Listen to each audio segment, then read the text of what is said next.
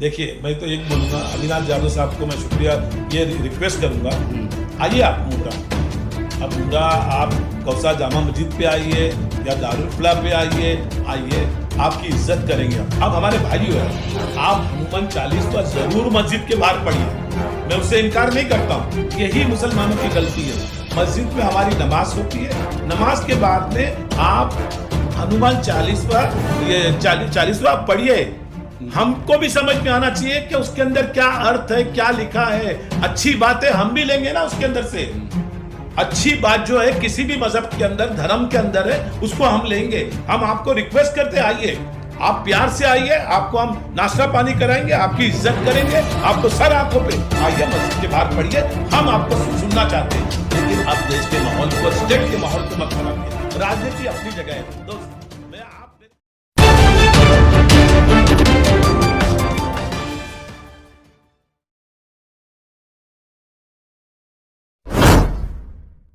मैं हूं मोइन शेख और आप देख रहे हैं मुमरा टाइम। दोस्तों, आप लोगों को अच्छी तरीके से याद होगा कि सन 2019 के अंदर जब विधानसभा के चुनाव हुए थे, तो उस चुनाव के अंदर मनसे प्रमुख राज ठाकरे साहब घूम घूम के भाजपा और नरेंद्र मोदी की आलोचना कर रहे थे। फिर आखिर ऐसी क्या बात हुई कि आज वही राज ठाकरे भाजपा की बोली बोलने लगे। उन्होंने जिस तरीके से पिछले दिनों एक सभा के अंदर अजान और लाउड स्पीकर को लेकर जो विवादित बयान दिया था, जिसके चलते न केवल महाराष्ट्र बल्कि पूरे देश में स्थिति जो है तनावपूर्ण हो चली है। इसी गंभीर विषय पे बात करने के लिए हमारे साथ इस वक्त मुमरा के चर्चित समाज सेवक नूरुद्दीन नाइक साहब है। आइए हम उनसे बात करते हैं कि जिस तरीके से उन्होंने, राज ठाकरे ने 3 मई का जो अल्टीमेटम दिया राज्य सरकार को कि 3 मई तक का महाराष्ट्र की सभी मस्जिदों से लाउड स्पीकर उतर जाने चाहिए, वरना वो मस्जिदों के आगे हनुमान चालीसा लाउड स्पीकर पे दुगनी आवाज़ में बजाएंगे। तो हम बात करेंगे नूरुद्दीन नाइक साहब से कि कैसे देखते हैं वो इस सारे मामले को। नूरुद्दीन भाई, आपका स्वागत है हमारे चैनल मुमरा टाइम्स में। सर, मेरा आपसे पहला सवाल ये रहेगा कि राज ठाकरे ने जो अल्टीमेटम दिया था राज्य सरकार को कि 3 मई तक का महाराष्ट्र की सभी मस्जिदों से लाउड स्पीकर उतर जाने चाहिए, तो जैसे जैसे मतलब दिन करीब आते जा रहा है, लोगों की बेचैनी बढ़ती जा रही है, तो क्या कहना चाहोगे इस मामले को लेके आप? नहमदुहु व नसल्ली अला रसूलिल करीम, अम्मा बाद। अस्सलाम वालेकुम रहमतुल्लाहि व बरकातुहू। मोइन भाई, शुक्रिया अदा करता हूँ आपका कि ये मसला जो है कोई बहुत बड़ा मसला नहीं है सर, इसको हवा नहीं देना चाहिए था। देखो, राज ठाकरे साहब जो है वो भी एक बड़े लीडर है और ठाकरे फैमिली से ही जुड़े हुए हैं ना। बाला साहब ठाकरे साहब के भाई के लड़के हैं, बच्चे उनके भतीजे उद्धव के चचाजाद भाई हैं। अब ये पहले उसी में थे, जब ठाकरे साहब जिंदा थे तो उसी में थे। अब वो अलग होने के बाद में इन्होंने अपनी महाराष्ट्र नवनिर्माण सेना बना दिया उन्होंने, ठीक है। अब उनकी पॉलिटिकल माइलेज उनको लेना है। भारत के अंदर जो हो रहा है वो ये हो रहा है, चाहे भारत में होने दो या किसी भी स्टेट के अंदर, ये हो रहा है कि राजनीति हो रही है धर्म के नाम से, मंदिर मस्जिद के नाम से, और दो धर्म के नाम से हो रही है। एक तो हिंदुइज्म सनातन जिसको बोलते हैं, और एक मुसलमान जिसको इस्लामिक धर्म बोलते हैं। अब उनके लिए सब में बड़ा धर्म और सब में ज़्यादा पॉपुलेशन, सेकेंड लार्जेस्ट पॉपुलेशन हम लोग हैं, मुसलमान हैं। अब टारगेट किसको करना है? तो मुसलमानों को करना है करके, समझे इनको, क्योंकि हम ज़्यादा वोटर्स हैं ना, जितनी भी कम्युनिटी है उसमें सब में ज़्यादा वोटर्स हम लोग हैं। अब ये राजनीति हमारे पर खेली जाती है और सारे जितने भी पॉलिटिकल लोग हैं वो राजनीति हम पे खेलते हैं करके। अब राज ठाकरे साहब ने क्या कहा पहले, उसके अंदर पहले जब उन्होंने कहा तो वो मैंने उनका वीडियो देखा, उसके अंदर उन्होंने क्या कहा कि भाई क्या ये मस्जिद से जो अजान होती है इसकी आवाज़ इन लोग कम नहीं कर सकते क्या? ये पहला आप देखोगे ना उनका वीडियो, उसमें था कि इसकी आवाज़ को इन्होंने कम करना चाहिए।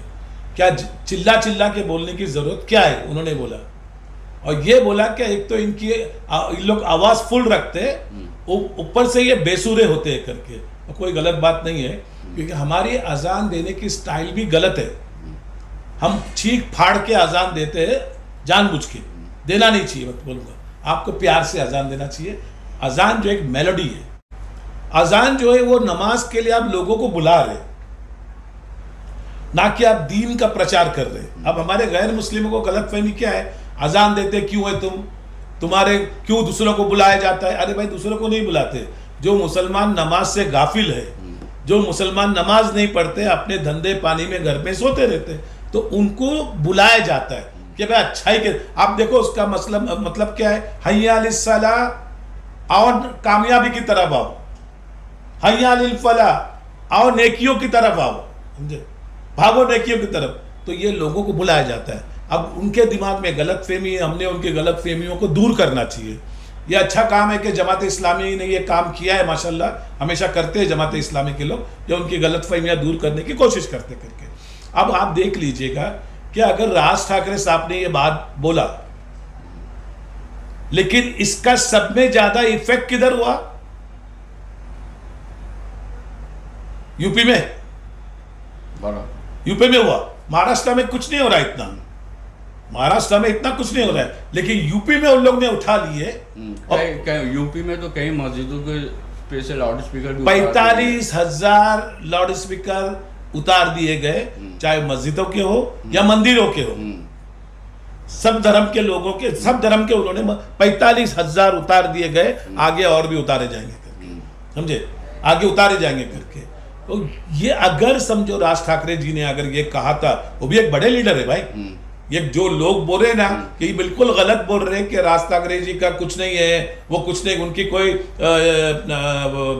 वर्चस्व नहीं है, ये सब गलत बात है। वो भी ठाकरे फैमिली से है, उनका भी अपना एक दबदबा है, उसको एक्सेप्ट करना चाहिए हमको कि उनका अपना एक दबदबा है। अब उन्होंने जैसा बोला और हमने उसके ऊपर रिएक्ट किया, उसको पिकअप किसने किया? बीजेपी ने। हाँ, और हमने रिएक्ट करा, हमको जबकि रिएक्ट नहीं करना होता था। अगर हमारे मुसलमानों के अंदर जो बड़े लोग थे, जो इंटेलेक्चुअल लोग हैं, बड़े बिजनेसमैन लोग हैं, ये बड़े उलमाए कराम है, जो बड़े उलमाए कराम, जो स्कॉलर टाइप के, उनको अगर राज ठाकरे से अगर 15 राज ठाकरे साहब से अगर 15-20 आदमी मिलके अगर उनसे अपॉइंटमेंट लेते और उनसे मिलके बात करते, क्या राज साहब क्या तकलीफ है आपकी, क्या आप बताइए क्या तकलीफ हो रही है, अजान से क्या तकलीफ है? आप वो बोलते भाई ये प्रॉब्लम है, आप प्रॉब्लम को जॉट डाउन करते, और वो प्रॉब्लम अगर सही होता, आवाज कम करने की बात है, कर देते आप। मतलब आपका कहने का मतलब है कि उलमाओं का एक डेलीगेशन जाके, उलमाओं, खाली उलमा नहीं, खाली उलमा नहीं, ये आप लोग छोड़ दो खाली उलमाओं का, उलमा को मत इन्वॉल्व किया करो। इसके अंदर इंटेलेक्चुअल लोग, कुछ उलमा जो उलमा हक है, समझे, और बड़े बिजनेसमैन जो मुसलमानों के अंदर बड़े, एक तो मुसलमानों में कोई बड़े बिजनेसमैन तो है ही नहीं, आपके अंदर कोई इंडस्ट्रियलिस्ट तो है ही नहीं कि जाके बात करेगा।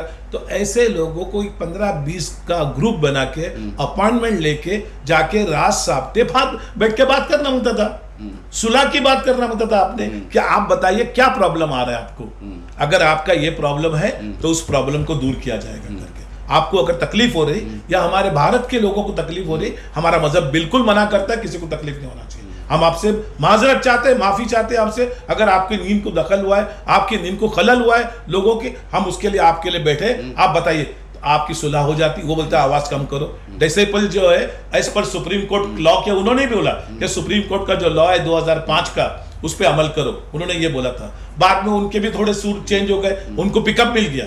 देखो पॉलिटिकली माइलेज जब मिलता है ना आदमी को, तो फिर रुकता नहीं है करके। तो इसके अंदर गलतियां मुसलमानों की है। अगर मुसलमान जाके उनसे बात करते 100%, यही राज ठाकरे जी है। जब तो मुसलमान उनकी तारीफ कर रहा था ना, जब आसिफा का जो बच्ची का, कश्मीर की 8 साल की बच्ची का जब रेप और मर्डर हुआ, यही राज ठाकरे साहब है जिन्होंने कहा था कि भारत के अंदर भी जो है शेरिया लॉ होना चाहिए। तो ऐसे दरिंदों को जब फांसी दी जाएगी या इनको भी ऐसी तरह से मारा जाएगा, तो जब जाके रेप बंद होगा। उन्होंने कहा था क्या तरीका है ये, क्या 8 साल की बच्ची के साथ में रेप करके उसको आपने मार दिया करके। तो जब मुसलमान तो उनकी तारीफ कर रहे थे ना, तो अगर ये राज ठाकरे साहब ने कहा है, तो मुसलमानों को बैठ के उसके ऊपर बात करना, ना कि नुक्ताचीनी नहीं करना होता था।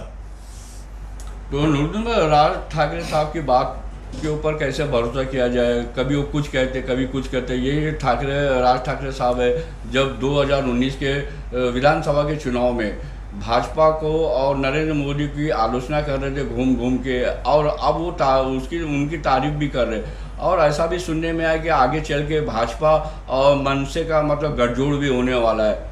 देखिए, ये पॉलिटिकल स्टंट है साहब, हमको सोचना चाहिए। पॉलिटिक्स के अंदर कोई परमानेंट दुश्मन नहीं है, कोई परमानेंट दोस्त नहीं है। ये सियासत के अंदर है, कोई परमानेंट दोस्त नहीं, कोई परमानेंट दुश्मन नहीं है। राज ठाकरे ने सब जब पहले मोदी जी को बोलते थे वो, अभी अगर उनको पॉलिटिकल माइलेज चाहिए साहब। कोई भी आदमी किसी भी पॉलिटिकल पार्टी को देखो, उसको सपोर्ट मांगता ही है। मतलब आपका कहने का मतलब राजनीतिक लाभ उठाने के लिए और अपनी डूबती नैया को पार लगाने के लिए, मतलब वो जिस तरीके से भाजपा की बोली बोल रहे हैं, पूरे देश में तनाव फैला रहे हैं, तो क्या वो सही है? बिल्कुल सही है सब। क्यों नहीं? देखिए, उनको माहौल खराब नहीं करना चाहिए उनको, लेकिन वो माहौल तो खराब हो गया। देखिए, माहौल खराब किसने पिकअप किया ये मेरे को बताइए। आज आप मेरे को बताइए कि जोगेश्वरी के अंदर भी यही जुलूस निकाला गया। वहां तो आरएसएस वाले, बीजेपी वाले मुसलमानों से गले मिले, उन्होंने ठंडा पिलाया, उनको ठंडा पानी की बोतलें दिए, ठंडा पिलाया उनको, वो खुश हो गए, उन्होंने गले से लगाया एक दूसरे को। ये मोहब्बत हो गई साहब। पॉलिटिकली माइलेज हर पार्टी चाहती है, जब तक वो अभी ये हो गया हमारे देश के अंदर कि महंगाई को छोड़ दिया गया। वरना राज ठाकरे खुद बोल रहे थे कि भाई महंगाई बहुत हो गई करके। अब क्या हो गया कि महंगाई छोड़ दी गई। उनको एक ही मालूम है, हर पॉलिटिकल पार्टी को, कि ये मुसलमानों को अगर हम टारगेट करेंगे तो हम सक्सेस होंगे। अब हमारी जो मेजोरिटी की जो कम्युनिटी, वो भी ये चीज को नहीं सोच रही है कि भाई डीजल का भाव कहां बढ़ गया, पेट्रोल का भाव कहां चला गया, महंगाई कहां चला गई, लोग जूझ रहे। वो छोड़ के अभी एक ही पॉलिटिक्स हो रही है, हिंदू मुस्लिम, मंदिर मस्जिद। हमारा उनका अजान बंद करने का कोई आपको नहीं मना कर रहा है साहब। पहले मुसलमानों को सोचना चाहिए, अजान बंद करने का किसी ने आपको नहीं कहा है। अजान का लफड़ा नहीं है, लफड़ा जो है स्पीकर का लफड़ा है, वॉल्यूम कम करने, स्पीकर को। वही अजान से किसी को तकलीफ नहीं है। हमारा मजहब क्या है? अजान है कि स्पीकर है? अजान। हमारा मतलब अजान है, हमको स्पीकर से क्या लेना देना है यार? तुम क्यों इतना इसमें आ जाते, गुस्से में आ जाते मुसलमानों को सोचना चाहिए। अभी कुछ 4-5 मुसलमान जो है मुंबई के, वो गलत स्टेटमेंट दिए उन्होंने। मुंबई के लोगों ने जो राज ठाकरे साहब के बारे में जो उन्होंने स्टेटमेंट दिया, मैं उसको कंडेम करता हूं। आप क्या करना चाहते हो भाई? आप बोले डोंगरी आ जाओ, नागपड़ा आ जाओ, ऐसा कर। अरे क्या फालतू बात कर रहे हो यार, क्या फालतू बात कर रहे हो? आप डोंगरी में बैठे हो, मैं नागपड़े में बैठा हूं, मैं मुमरा में बैठा हूं, मैं कुछ भी बोल दूंगा। लेकिन जो मुसलमान पॉकेट्स में रहते हैं साहब, जिनकी जहां संख्या कम होती, जरा उनको जाके पूछिएगा, उनका हाल जाके पूछिएगा। आप तो बड़ी बड़ी बात कर देते। ये सुलह की बात है क्या? आप आओ जाओ हम दिखा देंगे, सुलह की बात है क्या? बिल्कुल गलत बात है साहब, बिल्कुल गलत बात है। अभी आप देखिए, शुरू में जब राज ठाकरे का जब स्टेटमेंट आया, अभी आप मुझे बताइए, राज ठाकरे साहब और हमारे आमदार जितेंद्र अवार्ड साहब, इनका लेवल एक है। फिर भी राज ठाकरे साहब उनसे थोड़े लेवल में ऊंचा माने जाएंगे, हाँ? और अवार्ड साहब का जो एक ही लेवल है। अभी मेरा क्या लेवल है यार उनके बराबर? आपका क्या लेवल है उनके बराबर? अगर उठ के जाके, मैं समझो कल एनसीपी में हूं और मैं उठ के जाके राज ठाकरे साहब के ऑफिस में मुमरा में जाके बोलूं 24 घंटे का तेरे को अल्टीमेटम देता हूं, ऑफिस बंद कर देना, ये बात सही है क्या? होना चाहिए? मैं आपसे पूछना चाहता हूं। हाँ, गलत। तो ये किसने किया? पहले यहां पे बबलू ने किया, जाके उनके ऑफिस में। आप क्या साबित करना चाह रहे थे भाई? आप क्या साबित करना चाह रहे थे? वो दो बड़े नेता है यार, वो आपस में कुछ भी बोलेंगे, तुम बोलोगे तो कौन परेशान हो जाएगी करके। अब उन लोग टारगेट कर रहे हैं मुमरा को। क्यों? तुमने उनके ऑफिस बंद करने की बात किया, फिर कुछ बच्चों ने जाके पत्थर मारा, उनके बैनर पोस्टर फाड़े। ये बिल्कुल मैं इसको कंडेम करता हूं साहब। तुम्हारी पॉलिटिक्स में क्यों मुसलमानों को खींच रहे हो यार? तुम अपनी सियासत करो ना। सियासत करने को तुमको हम ही मिले, और सियासत करने को तुम्हारे को मारने को गरीब मिले, मुसलमान जो झोपड़े में रहते हैं, छोटे छोटे घर में रहते हैं, उनको खाने के लिए नहीं है, उनके बच्चों को पढ़ने के लिए नहीं है। समझे? तुम सच्चर कमेटी की रिपोर्ट नहीं देख रहे हो, तुम महमूदुर रहमान की कमेटी की रिपोर्ट नहीं देख रहे हो, तुम जस्टिस राजेंद्र किशन की रिपोर्ट नहीं देख रहे हो, तुम कुल्लू की रिपोर्ट नहीं देख रहे हो।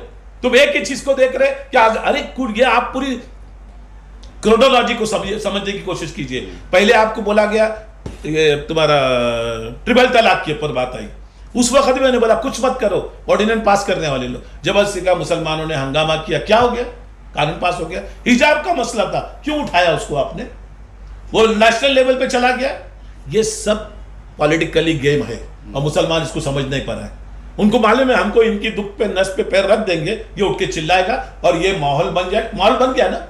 नूरुद्दीन भाई, अजान और लाउड स्पीकर के विवाद के चलते महाराष्ट्र के में जो तनावपूर्ण स्थिति बनी हुई है, इसी दरमियान में जो मनसे के जो नेता है अविनाश जाधव, उन्होंने मतलब एक इंटरव्यू के अंदर ये कहा है कि वो 4 तारीख को कौसा जामा मस्जिद आएंगे, अगर पुलिस उन्हें परमिशन देती है तो, और वो कौसा जामा मस्जिद के बाहर हनुमान चालीसा बजाएंगे। इसको लेके भी मुमरा के अंदर जो माहौल है, एक तनावपूर्ण माहौल बन गया है। तो कैसे देखते हैं अविनाश जाधव के इस बयान को आप?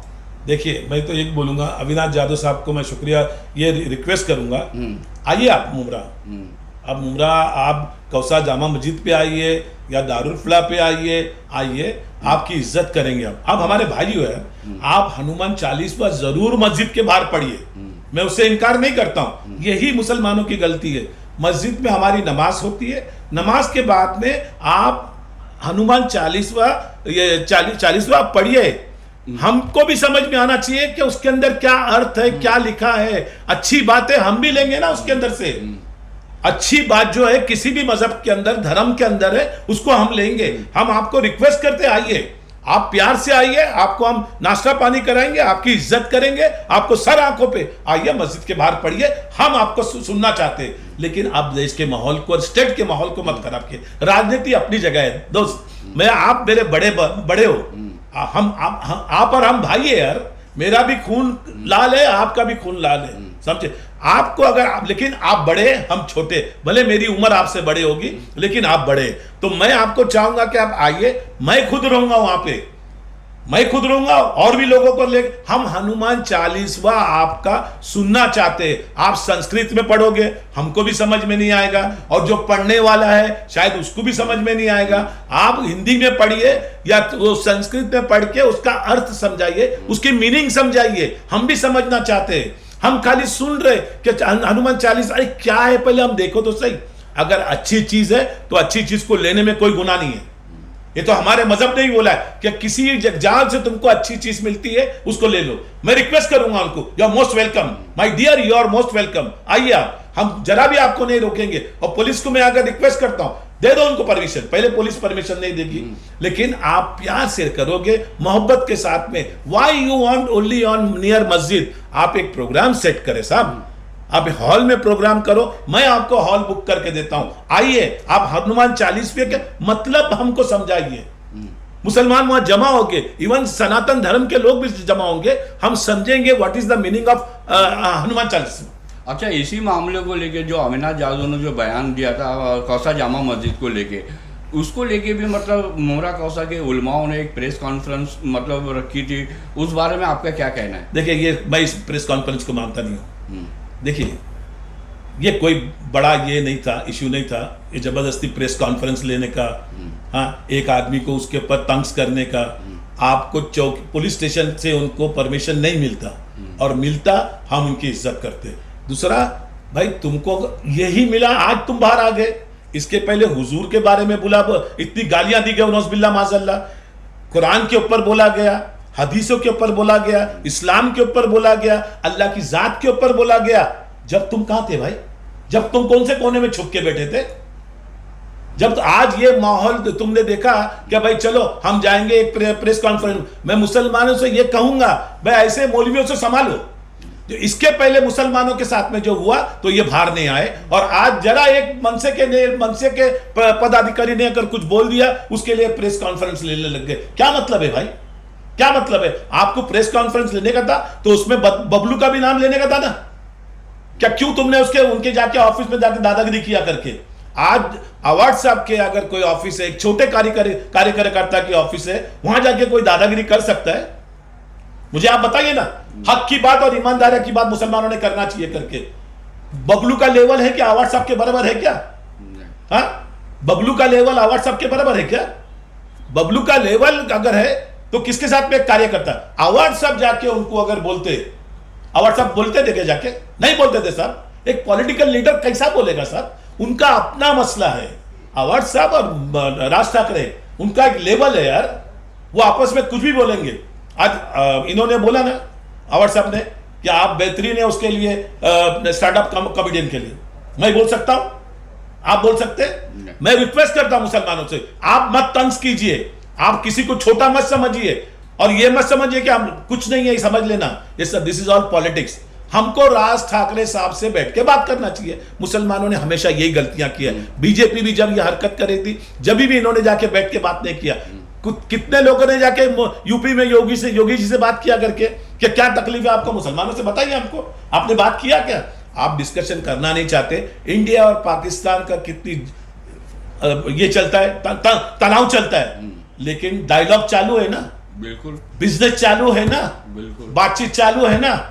मोदी जी, जब यहां इतना टेंशन था, जब मोदी जी चुन के आए 2014 में, मोदी जी गए थे चाइना का, कहीं गए थे, आपने प्रोटोकॉल तोड़ के पाकिस्तान में जाके नवाज शरीफ के बर्थडे में जाके मिल के आए ना। अच्छी बात थी सर, बहुत अच्छी बात थी। मैं उसको नहीं, मैं खुश था, मैं इनकार नहीं करूंगा, बराबर है। अगर हमारा दुश्मन है, उससे हाथ मिला के हमको दोस्ती करना है, ये इस्लाम ने सिखाया करके, ये इस्लाम ने सिखाया। तो मैं लोगों से पूछना चाहता हूं, तुम क्यों समझते हो यार, कोई भी अपनी चीज पे क्यों लेते हो? राज ठाकरे साहब का हक था, उनका डेमोक्रेटिक राइट है, वो आवाज उठा सकते हैं। हमारा डेमोक्रेटिक राइट है, हम भी आवाज उठा सकते हैं, समझे? नूरुद्दीन भाई, क्या कहना चाहोगे, जो मतलब ये सब माहौल बना हुआ है, जो तनावपूर्ण माहौल के अंदर, मतलब अभी कुछ दिनों के बाद रमजान ईद भी आने वाली है, तो क्या मतलब आप संदेश देना चाहोगे मुमरा कौसा और देश के मुसलमानों को, जो तनावपूर्ण हालात बने उसको लेके? मैं देश के मुसलमानों से, देश के लोगों से रिक्वेस्ट करता हूँ, सारे लोगों से, कि भाई प्लीज मेहरबानी करके मोदी जी के ऊपर तंज करना छोड़ दीजिए, बीजेपी के ऊपर तंज करना छोड़ दीजिए, राज ठाकरे साहब के ऊपर तंज करना छोड़ दीजिए। हमको सुलह की बात करना है, टकराव से कुछ नहीं होने वाला है। और मैं गवर्नमेंट से रिक्वेस्ट करता हूं, सेंट्रल गवर्नमेंट से, स्टेट की गवर्नमेंट से, ईद का दिन है, ईद के दिन आपको पूरा प्रोटेक्शन करना है, मस्जिदों की प्रोटेक्शन करना है। और मस्जिद के लोगों को भी चाहिए कि आपने एक वॉलंटियर्स रख के हर चीज की चेकिंग होना चाहिए। वहां कोई भी आदमी बैग लेके नहीं जावे या कोई ऐसी चीज लेके नहीं जावे जिससे सस्पेक्ट पैदा हुए करके। मैं डिपार्टमेंट के लोगों से रिक्वेस्ट करूंगा, जबकि आप जानते हो कि इधर एमवी गवर्नमेंट, महाराष्ट्र की जो गवर्नमेंट है, तो वो बहुत अच्छा काम कर रही है, उनका शुक्रिया अदा करता हूं। पूरी महाराष्ट्र की गवर्नमेंट, कांग्रेस, एनसीपी, शिवसेना की बहुत अच्छा काम कर रही है, कंट्रोल करके रखा है। हमको प्रवोक नहीं करना है, हमको जरा भी रिवॉल्ट नहीं करना, हमको गवर्नमेंट अपना काम करे, पुलिस अपना काम करे। मुंबई के अंदर संजय पांडे साहब जो है कमिश्नर पुलिस, बहुत अच्छे इंसान है, बहुत हॉनेस्ट आदमी है, बहुत नेक इंसान है संजय पांडे साहब, समझे? और मैं और भी कमिश्नर जितने भी है उनको रिक्वेस्ट करूंगा कि आप फुल प्रोटेक्शन दीजिए, होगा कुछ नहीं इंशाल्लाह। देखिए मोइन भाई, मैं एक लास्ट ये बात बताना चाहूंगा, तमाम मेरे देश के भाइयों को, तमाम मेरे बिरादराने वतन को, मुसलमानों को और बिरादराने वतन को, मैं अपने तरफ से सबको मैं ईद की पुरखुलूस मुबारकबादी देता हूं। और सबको ये कहता हूं कि ईद के दिन सब मिलजुल के रहे। मैं मुसलमानों को रिक्वेस्ट करता हूं, ईद के अमन और चमन भारत के रहे, अमन, पीस एंड हार्मनी के साथ में। और ईद की खुशियां हमारे गैर बिरादरान वतन के साथ में भी बांटिए, उनको बुलाइए, दावत कीजिए, उनकी शीरखुरमा पिलाइए। आप बिरयानी पका के खिला सकते, बिरयानी पका के खिलाइए। हमको मोहब्बत बांटना है। लोग तोड़ने का काम करेंगे, हम जोड़ने का काम करेंगे। जो तोड़ने वाले तोड़ने दो, जोड़ने वाले जोड़ते रहेंगे। छोटे छोटे हल्के बना के वहां लोगों की दावत कीजिए, हमारे बिरादराने वतन की दावत कीजिए। बहुत अच्छे लोग हैं, मैं उनके साथ में काम करता हूं, मैं जरा भी बुरा नहीं बोलूंगा उनको। और मैं राज ठाकरे साहब से रिक्वेस्ट करता हूं लास्ट में, साहब आप भी महाराष्ट्र के, हम भी महाराष्ट्र के, आप आपका पॉलिटिकल जो भी करना है करिए, लेकिन देश के माहौल को, स्टेट के माहौल को खराब मत कीजिए। अस्सलाम वालेकुम रहमतुल्लाहि व बरकातहू। जय हिंद, जय महाराष्ट्र। सारे जहां से अच्छा हिंदुस्तान हमारा।